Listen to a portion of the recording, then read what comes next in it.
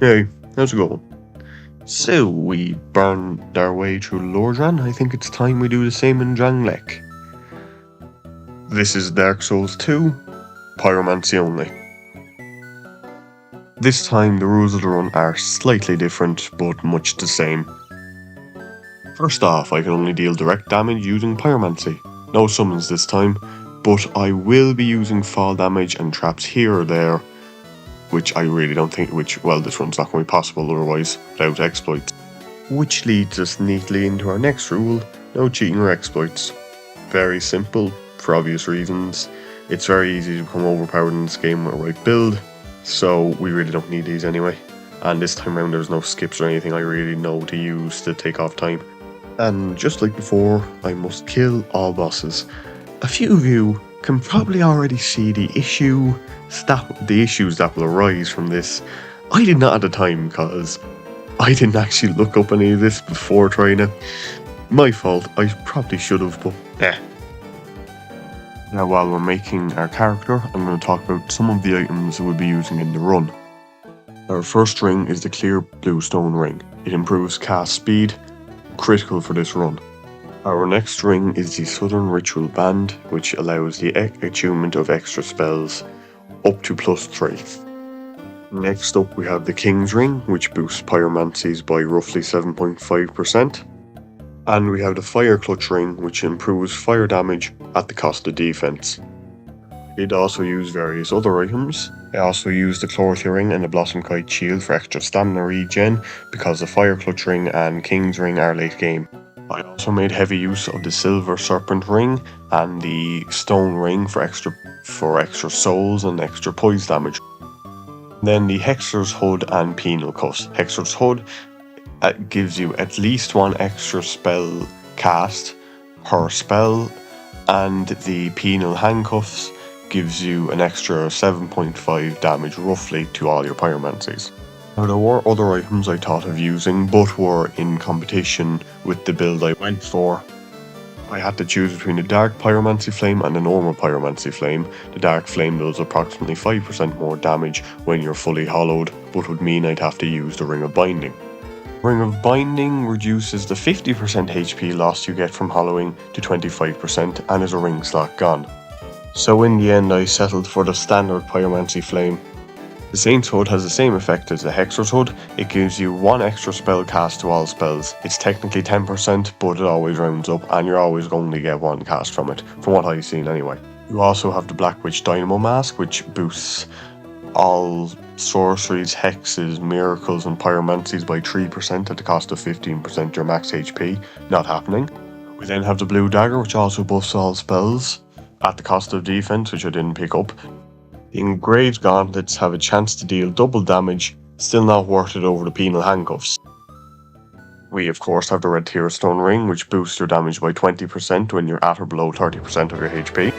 And finally the Northern Ritual Band, which I use sometimes, which is a ring version of the Hexer's Hood. It's the same as the Dusk Crown Ring, as that gives you extra cast at the cost of HP. Okay, that should just about cover us. That was a lot of information to pack in at the start, I know, but it'll just make things a lot smoother running along. For our starting character, I picked Explorer due to their natural high ADP, so I can actually dodge. It has 6 in both Intelligence and Faith, which we're going to need up a lot, but there's no requirement for that for Pyromancy, so it's fine, and he has alright attunement. Okay, let's get started. Oh, and I named him Pyro. We get out of the starting area, grab the Estus Shard in the well, head on over to the Firekeeper, get our Estus Flask, up our Estus Flask, and we join the Wave Blue for their ring for the extra 3% HP that it grants. Then immediately abandon them for the Covenant of Champions, which prevents enemies from despawning. We will need this, you'll see why in a second. And head on over to Hyde's Tower of Flame. Okay. So, here's what's going to happen.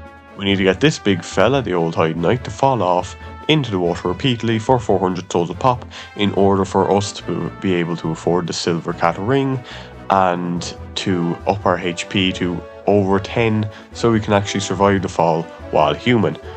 It doesn't take too long, honestly, like an hour and a half, I suppose.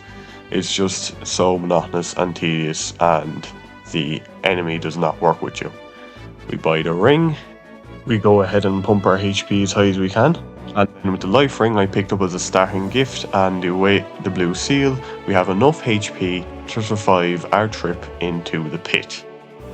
After that, it's down we go to the Grave of Saints, pick up the bonfire for later, take a very, very precarious jump that I did not think I'd land, and head on down to the gutter, picking up the token of spite while we're here. It's important for later, you'll see why. We pick up the Dark Pyromancy Flame and a Fragrant Branch of Yore. With the branch we can free Rosabeth and get access to the few souls that going round loose in the Lost Woods, which we can use to refine the build a bit more. And in a poor lapse of judgment, I pull the lever and free all these feckers. So yeah, time to run around these for a bit, forget where the bonfire is, and then finally light it. We pick up the Estus Flash Shard and the few souls I talked about earlier. We crank our attunement up to 10 to get a cast, and also upgrade our Estus Flask while we're here. Next we head over to Rosabeth and buy Fireball, our first Pyromancy. Okay, time to test out the old Knights. 155 damage versus a relatively tanky enemy, while also having terrible scaling stats at the moment. Isn't too bad to start off with, I'm going to be quite honest. And the 8 cast is certainly sweet to start out with. A bit of grinding later and we buy Combustion to test it out, which starts with 10 casts, and doing nearly 200 damage a cast. Weird that it's higher than Fireball, but the thing is, and this is crucial, it's taking up nearly all my stamina bar to cast, and if you don't cast with a full stamina bar, you're losing out on some of that damage, which is really unfortunate. As well, it takes a little longer than it feels like it should to cast it. If you rapid fire it, it seems to come out very quick. Next, I scurry around to get the Ring of Binding, which I don't know how I managed to, but yeah, die soon after. I don't know how I managed to get the ring, honestly, without dying in the first place. Up next, Dragon Rider. Ooh, this is going to be fun. Yeah, not a hard boss. Very easy cheese for him, but we're doing this Pyromancy. 225 damage. Pretty sweet. Now, unfortunately, we don't have enough damage with just one slot, so I had to grind out a bit more for a second. So I'll be using both Fireball and Combustion for him. After that, well, not much to talk about really. Goes down pretty easily. Keep your distance. Take any pot shots you can with Fireball, and just sneak around them when you have the stamina for Combustion. Easy win really. And using our newly acquired souls, I go ahead and grab Fire Orb. Fire Orb is an upgraded version of Fireball, and I grab Iron Flesh as well. Fire Orb only has 4 casts, but deals more damage. Then I upgraded my attunement enough to have 3 slots to fit in Fire Orb, before heading to No Man's Wharf and bringing in the ship. The Flexile Sentry's gimmick here is actually quite unfortunate. The water in the boss arena slowly raises up. This hinders movability, but also reduces our fire damage by quite a bit by buffing his fire defense. As you see there, we're doing 152 damage with Combustion, when we're doing a lot more to the High Knights and Dragon Rider. Thankfully though, he's not too hard of a boss. And with a few fireballs here and there, all our Combustion is gone. I choke and die at the last minute. Hooray! Before then putting him out of his misery with just the right amount of casts. Seriously, down to the last cast on that one. It's nice to get it over with. Yay! Progress! For our troubles, we get the Pyromancer Flame, my weapon of choice for this run. Along with it, an extra cast of Fireball. Pretty good, honestly. We pick up a few Amber Herbs after talking to Kale, and then head our way down underneath the castle to get the Chlorothy ring. Then it's time for the last giant. Our damage is still looking pretty decent against him. Don't mind the 52, that's the afterburn effect of it. Because of the hitboxes being weird, it's not actually 52 damage, you're doing a lot more than that, trust me. This isn't really hard. He's a massive target, and we have range. With a few fire orbs and fireballs later, he goes down with really not much issue. Yeah. Up next, I spend 10,000 souls, get the Silver Serpent Ring +1, then take on the Pursuer. Notice the fun fact about this actually. Aside from the enemies following you up the ladder, the 3 knights here won't actually attack you while the Pursuer is alive. Nice detail. Means you won't get overwhelmed in the fight. The Pursuer is the Pursuer. He goes down pretty easy. He's a challenge the first time, but once you know the patterns, it's not too bad at all. After I got our attunement to 20, I started upping Intelligence and Faith. Between the two, we need 60. That's the soft cap for Pyromancy damage. I decided to spread them evenly so we'd get her better resistance to both magic and lightning in our defense. Next up, I had a lucky run when trying to get to the old Dragon Slayer, with getting hit by this fire somehow got rid of the High Knights that were following me. Not the old ones, but they didn't follow me here, which they normally do. Really, it's a lucky break, so I was able to kill the dragon. We buy a fire seed with those souls, and then take on Ornstein. Once again. Ornstein 2.0 basically. Other than me forgetting his moveset, there's not too much to talk about. Run around screaming, fireball here, fireball there. I fuck up here and die. Before finishing him off, finally, the next time round. Yeah, this one just you have to be patient with and actually dodge. Unlike what I'm doing here. Very poor example. But he's dead. Alright then. Moving on. Using souls from the Dragon Slayer, we buy up the other 2 fire seeds. And crank our flame all the way up to +3. Getting a fairly good boost in damage. Next up we grab the funny wizard man that's in No Man's Wharf.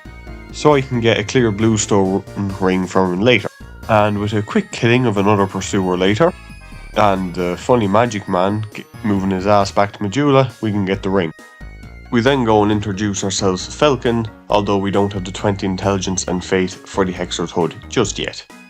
And off we go into Huntsman's Corpse, burning our way through the marching undead that are assaulting us, and picking up some sublime bone dust along the way. Right then, up to the undead purgatory. Quick jump across the gap here means all the whippy bastards that was chasing us will probably fall off the bridge. We can pick up another fire seed. After that, it's time for Vendrick's Rampaging Racer, who we use to eternally mow down the undead who wouldn't die. That's a good torture method. Yeah, we're gonna kill this thing. Annoying as hell. The one bony mage down. And the one dodge underneath the wheel spike before we can brutally incinerate the other one, so none of the other corpses can get back up. Perfect. Now we just have to shut the gate, make the horsey crash. It's an undead horsey as well. My little pony, skinny and bony. And I probably shouldn't have been taunting him. Aside from my incompetence, it's not too bad. The 2-headed haunts goes down pretty quickly. You just want to watch your spacing and don't want to cast when he's about to attack. Don't stand behind him either. Stand to his side. Goes down fairly easy other than that. Right then, with the token of spite we got earlier, we can join the Brotherhood of Blood. Unfortunately, Great Chaos Fireball is locked behind this Covenant, which is entirely online. Shame really, still don't stop us from getting a few Pyromancies from this little pygmy. We pick up Firestorm, Great Combustion and Fire Whip, each with their own issues. I also pick up Poison Mist, Flash Sweat and upgrade my Pyromancy Flame. With that done, I head to get the Stone Ring, because the Fire Whip is interesting. It's like a mix of Fire Surge and Fire Whip from Dark Souls 1. Each tick of it deals a little bit of damage. Because of this, with the Stone Ring in hand, it can absolutely unlock anything in its way, which you'll see against the Rune Sentinels. These guys are annoying as all god. Mostly because I got greedy, but yeah. Unfortunately, I couldn't get the stun there. Okay, now you'll see exactly what I'm talking about. You can just stun lock him. Like, absolutely. Until the other one comes. Yeah, this is me getting greedy here. I should not have died. Firestorm hasn't changed much. Long casting window, which leaves you incredibly vulnerable. And yeah. We have Great Combustion doing chunky 229 damage, but also taking up literally my entire stamina bar. It's good, but my god, it can be painful to use. Right, a well-placed firestorm, and more than a few fireballs later. Well, it's all she wrote. Rune Sentinels down. Let's see what's next on my hit list. With the new surge of Pyromancies, I decided to up our attunement up to 30 or so. We level up our attunement, intelligence and fate to boost our damage and spell slots, and one shopping trip later for better fashion tools. We head into the mansion, get an Essex Flax Shard, and then Belfry Gargoyle's time. An interesting note about these feckers is that once you have them down to about half health, another one will pop up, yes, but the one on low health will back off and try to use range attacks. So this leaves us with being able to put out a bunch of them at once, while keeping the others back, which means we can maximise Firestorm when they're all in an area. It's a bit hard to do, true, and there's a lot of running around, but when you get it, it's pretty damn good. At the basic strategy side, it's just running around screaming and killing them whenever you can. Not too long later, they're all dead. For our troubles, we get the Southern Ritual Band, and then head on down to kill the Royal Rat Vanguard, which isn't too hard honestly, there's not much to show. Before popping back to the Lost Bastille to get a Bonfire Ascetic. Then we can unlock Strayed for his 2 Pyromancies, Lingering Flame and Flame Swathe. My bread and butter for this run. Lingering Flame is basically a landmine, and Flame Swathe is a landmine that tracks down your target's location and blows up. It's very fun and deals massive damage. We can also trade for the Toxic Mist Pyromancy with the Royal Rat Vanguard Soul, which is a renewable source of poison. Very, very important for our build later. With that out of the way, I burn a Bonfire Ascetic to respawn the Royal Rat Vanguard, and then put Lingering Flame to good use. You'll see what I mean here now. Like, look at that damage. And on New Game Plus, just look at it. Oh, it's so nice and chunky. And with those newly acquired souls, we can pick up Flame Swathe and an extra cast of Toxic Mist. From Sinner's Rise, we can pick up another Fire Seed, the Northern Ritual Band, and the Blossom Kite Shield. Time to get our first of the 4 Great Souls, from the reincarnation of the old witch herself. To be quite honest, I don't see the resemblance, but sure, anyway. This is far from a hard fight. Setting up Lingering Flame is probably a bit greedy, but it does massive damage, and we've yet to try Swaying Flame. It's basically the same AoE, it does slightly more damage and it locks onto where the target is. The issue with this is it's easy to dodge, but the NPCs are dumb and often roll into it. With that, it's over. First try, easy. With that, we can buy the Penal Handcuffs.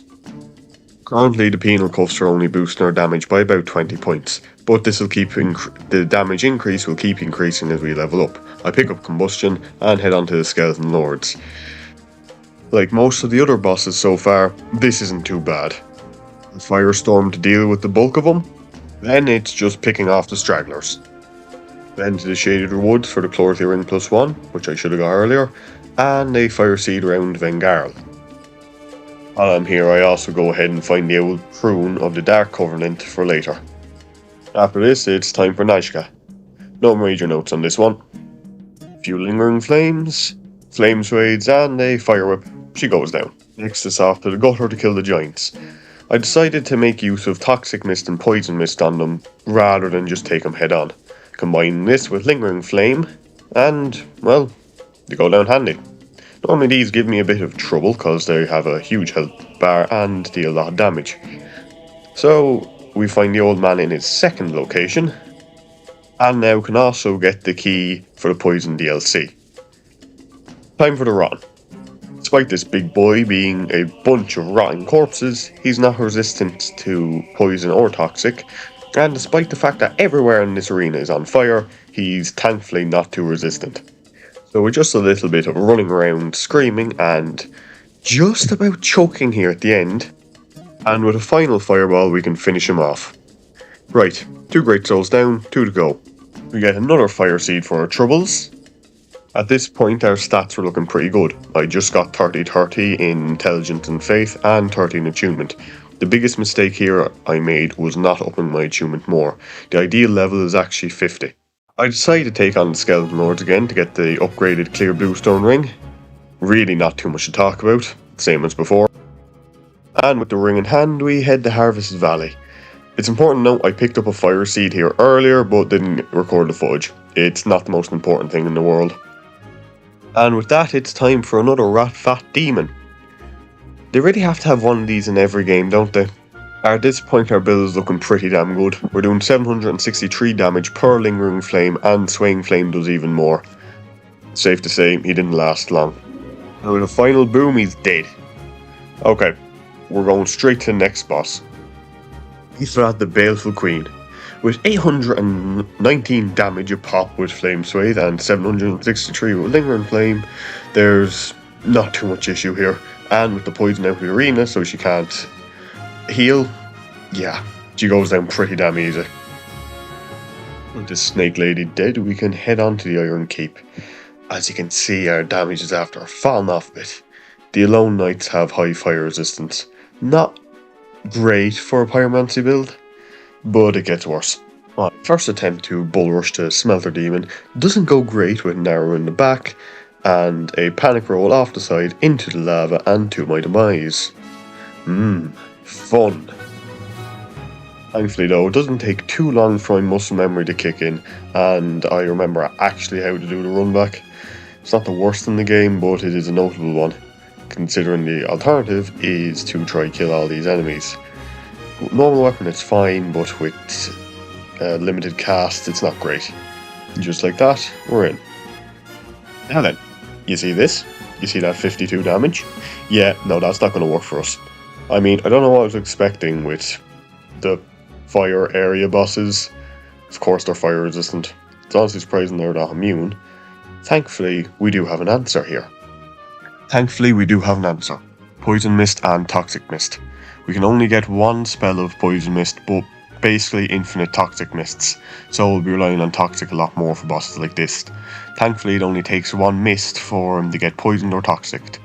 Each proc can deal roughly 1300 to 1400 damage a go, so it's pretty damn good.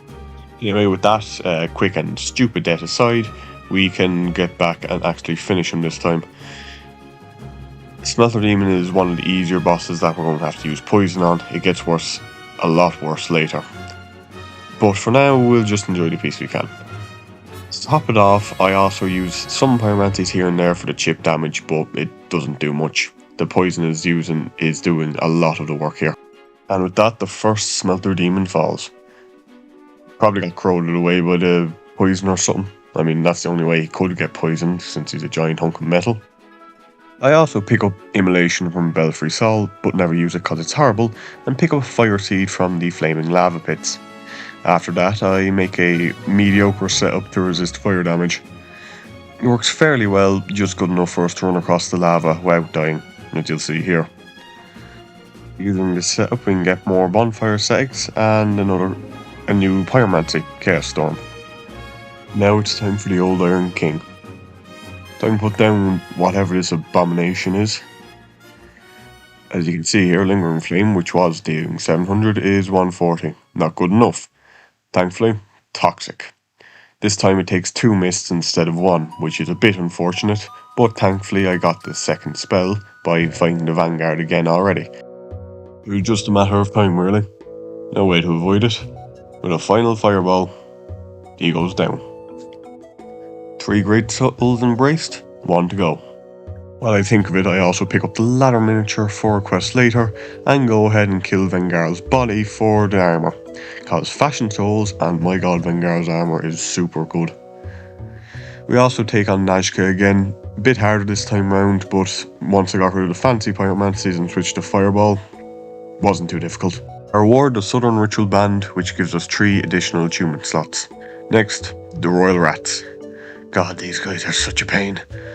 Thankfully, Firestorm does deal chunky damage and helps clean out the little shit killing us, as well as Lingering Flame being a landmine. God, I love this thing. It's just so fun to use. You set it up and knock him down. With a final Swaying Flame, the jackass dies, and we can get Acid Surge, which is completely useless in this run. Does no damage, durability damage, might be good in PvP. useless. I mean useless here. Next, Prowling Magus and the Congregation. This is hardly a boss. Like, seriously, what is this? It's a mob fight, that's it. They all go down very quickly. At the end, it's just one of the clerics, and he dies very soon to a fire whip. With the disappointment aside, it's time for one giant-ass spider. Arachnophobes look away now, and for the next few minutes, it's the Duke's Deer Frisia, the two-headed monstrosity mama of these spiderlings. With a torch to keep the ads at bay, it's just a matter of running around in big circles and trying not to do too much damage to one head at once. Makes this fight significantly harder, since the heads can fall off. If you make both heads fall off, well, you can't do any damage. Quite funny actually, hasn't happened to me yet, but maybe someday, maybe. Thankfully, well, isn't too difficult. Once you're running around circles around her, she can't do too much. There's a few attacks that can catch you here and there, but not much. And with a fire whip to finish her off, that's all great souls embraced. Which means it's time for the second half of the game. Oh joy. We head on just down the road to get the Brightstone key, Aldia for the first time, and then claim our prize, the Great Fireball and a Fire Seed. And after playing the Exterminator, we can head on to the castle. Just outside we can get another Great Combustion and our last Fire Seed. With that, we have a plus 10 Pyromancy Flame. Poison DLC key get, and a meeting with a future pain up our arse. Don't worry too much about it yet. We then head back to the Forest of Fallen Giants, where I discovered that these fire lizards are fireproof. Didn't think anything was fireproof in this game. Doesn't really matter, to be quite honest. Poison at least works on them, so that's something. And you can farm casts of Fireball and Great Fireball from them, but it ain't really worth it. We get the Heavy Iron Key and unlock the Fire DLC. I have a few more Pyromancies here for later, but not quite yet. We of course pick up the Frozen Flower, then head on our way to the Dragon Rider duo. Yeah, no, not much to see here. It's even worse than the first time round. I mean, look at this, the first one's already dead. Like, Jesus Christ. It's doing 170 damage and apparently killing them that quickly. A quick firefight later with a Desert Sorceress, we get an Estus Flask Shard, and an extra Fire Seed in case I missed one. Next is Looking Glass Knight. Now, Looking Glass Knight is being buffed by the rain here. He has a wet status, so he's more resistant to fire. His shield can also reflect any fireballs I throw straight at it. Despite all this, he was a first try. He's not too bad when you have range, and the phantoms don't do much if I'm being perfectly honest. Like, seriously, they just... yeah, no, they're not aggressive enough. With that, he goes down. First try, easy, let's go. Right, back to the Fire DLC. You see those Ashen Idols? Yeah, we need all of them. We can't get them all till we kill all the bosses, but oh well. In an attempt to be smart, I fall down here and accidentally screw myself over before pushing out the edge. Didn't think it'd go as well. We get our first idol and a brand new Pyromancy, Dance of Fire. It's a quick showcase of how it works. It's a fireball that moves from side to side rather than linear. It changes direction based on which hand you hold it in, which I only realised after recording the run. It can hit multiple enemies at once, does pretty good damage. It's lacking casts, but that's not too bad. We pick up the Flame Quartz Ring plus 3 and get our next idol.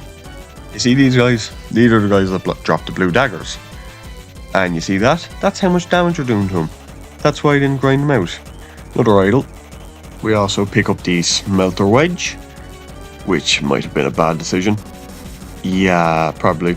And then I find out that Dark Souls 2 has another unique mechanic where if you set these guys on fire, they blow up. I don't use fire weapons that often in this game, so I never knew that. And now we can get the furnace back going. Let her burn, baby, let her burn. With the new passageways, we can get the tower key, so we can get access to more of these Ashen Idols, as well as 2 bosses later. And after blowing up some possessed armor stands, we can get more smelter wedges. And yada yada, you know the drill by now. I'm getting all the idols and picking up anything along the way. And we get new Pyromancy, Fire Snake. Kind of like Firestorm, but summons the pillars forwards to chase your enemies this time.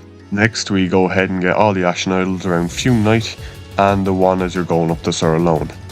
Now it's time for Shrine of fucking Mana. Yay. This is the reason I went to do the DLCs.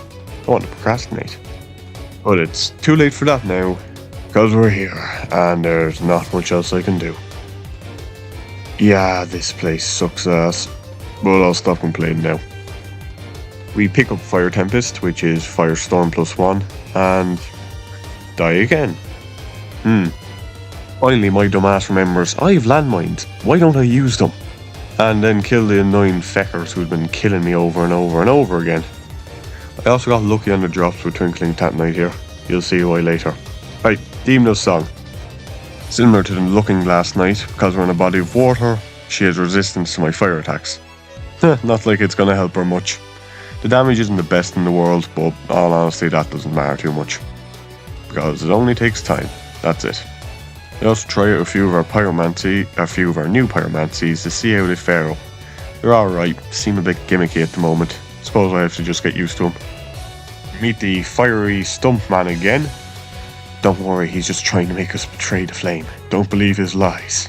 Don't believe them. And then pick up Warmth. This heals you slowly over time. It's honestly very nice and handy for utility. Don't use it much simply because I have better things for my slots. And then we battle the Royal Ages, and I die. Yeah, I'm terrible at this game, like hard. Right, and our next try, it goes a little better. Damage is good, we just have to keep away from Bonko here. His buffing stage is definitely good to punish by setting up a few lingering flames. He gets a damage reduction when he's buffing, but not after, so it's perfect for a little trap. And with not too much effort later, he goes down. Right, finally we can get the King's Ring, which is another 7.5% buff. As you can see, we're doing 413 damage without the ring, and 418 with it. That's odd. I swear, post Pyromancies. Now we can deal with this guy's quest, Nalvan. He gives us Forbidden Sun, one of the most powerful Pyromancies in the game, at a cost. We have to bring him various items from NPCs. The miniature ladder was one of such items. With our first item down, we get the Dispelling Ring, useful for later. Next up I kill Kale for his helmet, because I don't know how to get it otherwise. And next we have to go to Felkin the Hexer. We have the stats needed, so he just gives them to us. And we finally get the Hexer's Hood, which I really should have gotten earlier. It's so damn good. With that we get Forbidden Sun. And next, it's time for the Guardian Dragon. As you see, Forbidden Sun comes out very quick, deals nice chunk damage, and leaves behind an AoE area of lava. It takes up 3 slots, and you sadly only get 1 cast to start out with. Hexer's Hood gives you another, and at level 50 attunement you get an extra one, which is only then it becomes worthwhile.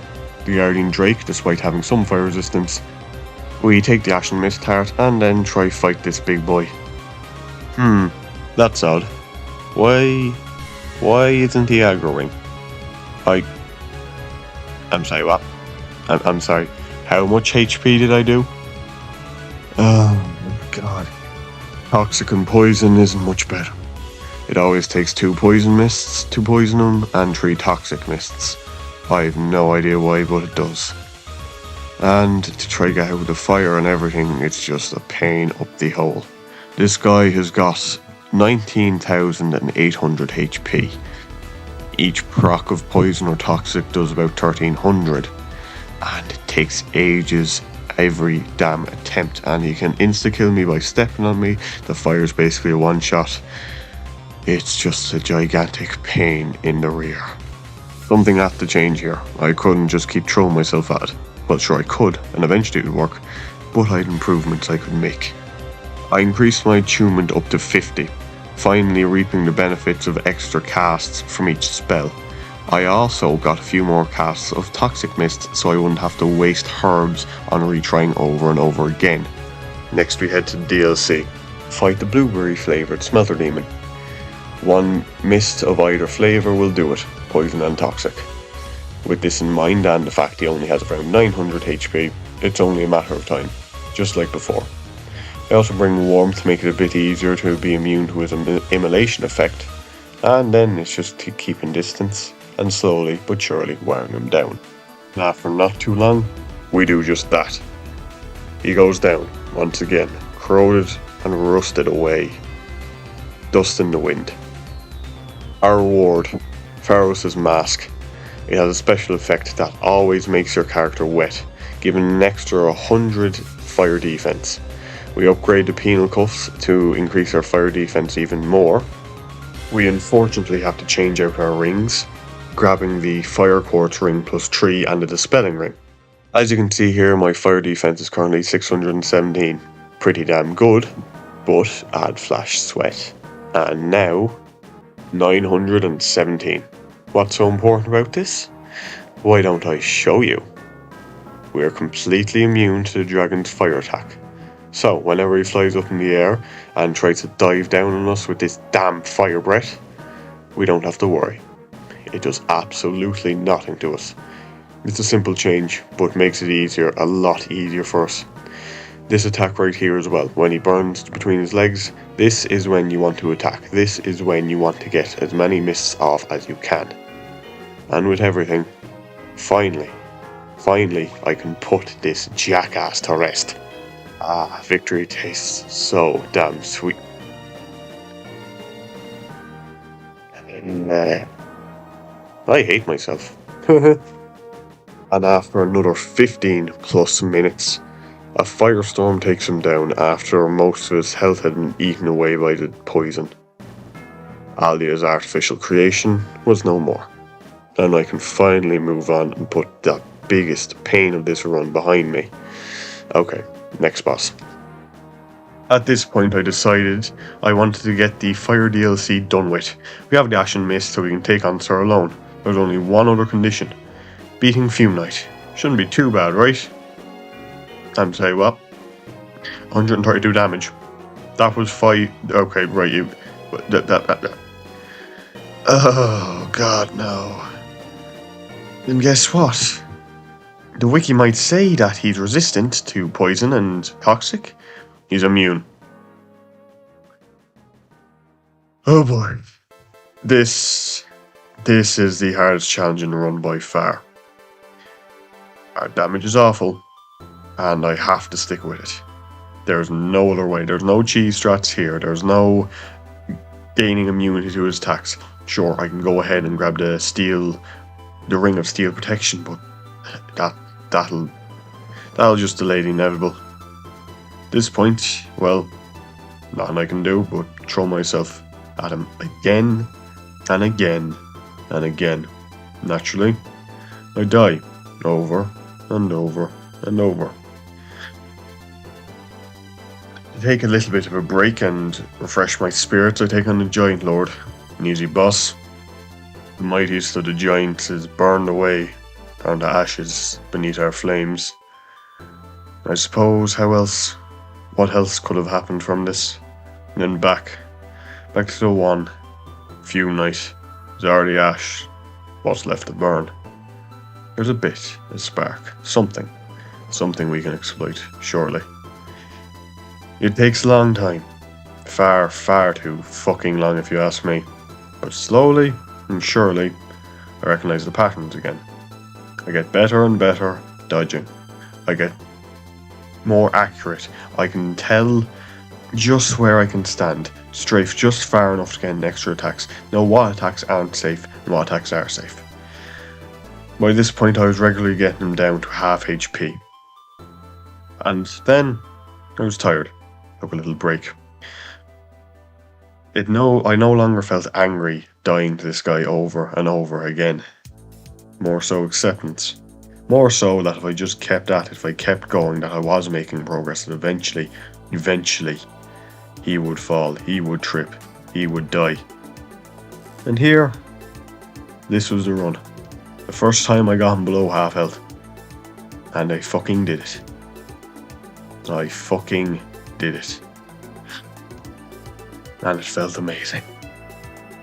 The other bosses that are left, sure, I died alone here once or twice, but nothing to what we just did. Absolutely nothing. So slowly and surely, he falls. What other way was there to be? His demise gets closer and he can tell it. He jumps around, trying to avoid the inevitable. He can't escape. Fire's coming from him and he knows it. So he burns. And with his death, we can get the final melter wedge of the DLC. And with it, the last part of the soul we needed. Betrothed to the old Iron King, fragment of malice. Her soul is complete. Naldia, bride of Ash. With it, Outcry. The strongest variant of Firestorm there is. Come out quick, doing massive burst amounts of damage. Let's put it to the test. Vendrick, the once mighty king. What a parallel to the giant lord he is. Let's put him out of his misery. He's slow, he's clunky, but he still hits hard. But he's nothing. Nothing compared to his old knight. At least not anymore. Quite ironic. Outcry. The thing his loyal knight once abandoned him for is the thing that did him in. How fitting. The Dark Lurker. Let's bring him to the light again, shall we? I easily get him down to half health, and this is where Outcry can really shine. He makes the mistake of trying to divide, not boding well, and burning. It's easier to burn two corpses than one after all. At least in this case. Thanks to the frozen land where the flame lies underneath. Alva, the king's pet, guarding the way. What can the cat do? So used to the cold, can't bear the heat anymore. Let's put her down once and for all. Not a big job. And so, another one falls. Her siblings will fall next to my flame. Just wait and see. We can finally pick up the last item of our build, the Fire Clutch Ring. Though, at this point, we hardly need it. Still, more power is more power. Now then, time for the other two kitty cats. Far away, the ends of the frigid outskirts. Those bighorns did a job trying to keep me away, but it can't last forever. I make quick work of Lud. The last thing we need is two enemies charging us at once, and all's left is Zalin. Put up quite a fight, I must say. Upon getting to half health, use a special ability, giving him a damage boost, a defense increase, and passive regeneration. We wait it out. There's no point in risking this.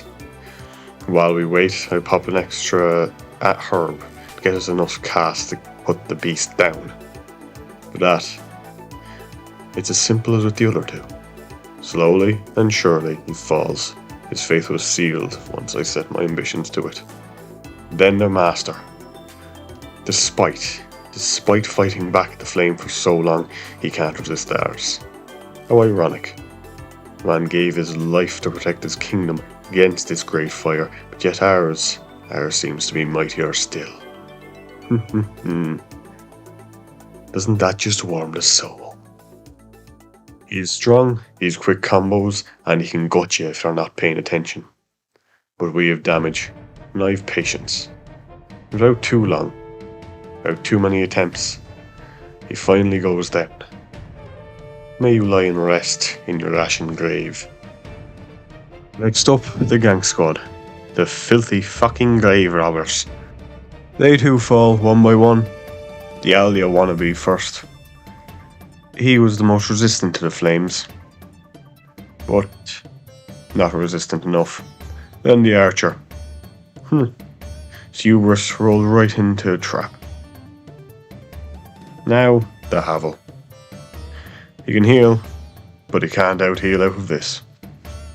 Another boss down. The Squalid Queen. She uses fire for her own ambitions, so it's a wonder that she can't resist it. Not that I'm complaining. And look how pitiable hers is. Hardly scratching us. Oh, joy. Needless to say, this wasn't a hard fight. only a matter of time before the dark was burned away yet again. With the Scarlet Queen defeated, it's time for the last boss of the Poison DLC. Of course, it had to be another damn dragon. And yet again we find ourselves with terrible damage against the damn dragons. Not that it matters this time. Sin isn't an overly hard boss. Sure, he's annoying and jumps around a lot and can inflict toxic if you're not careful. But, like with anything in this run, it's only a matter of time before he crumbles and falls away. And on my third attempt, each attempt is nearly 15 minutes, a final flames wave, my last cast, and he falls. It's the last we'll see of those damn dragons for this run. Throne Watcher and Throne Defender. By this point, there was nothing they could do, no hope whatsoever. They fall as easily as flicking your wrist. Then the final fragment of malice we haven't met, the last Queen of the Dark, Nashandra. Can you predict how this goes? She falls, same as all the others. Using the pyromancies of her sister, we put her to rest. A final outcry spelling her end. How satisfying, dark beaten with the dark. And then there was one, Aldia, Scholar of the First Flame. Can he withstand the onslaught? Well, why don't I show you? Of course not. Despite the fact he uses fire himself, ours is greater, ours is stronger, ours is better. And so, the very thing he coveted to learn about was his undoing. Fire. Fire ended him for a final time. But he did speak truth. He told us of the dark and of the flames. Should we take the throne and keep it burning, let the world turn to dark? A simple choice. The fire cannot fade. The fire is eternal. The fire must last. So then, let us take our place upon the throne of one. Let us go and reignite the fire yet again. Let us keep this cursed world burning. What's the alternative? To wander in the dark for an eternity. Aimless, deathless. This is not a curse. This is a mercy. We've seen what happens to the minds of men when they can wander aimlessly for aeons. They crumble, wither, and die, being nothing but corpses that hobble around by the end. Let us grant them death. Let us grant them peace. And let us grant them flame.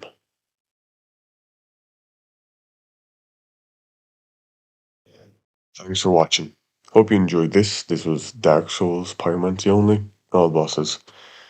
If you have any run ideas, comments on how I can improve the video quality or anything like that, feel free to leave them in the comments.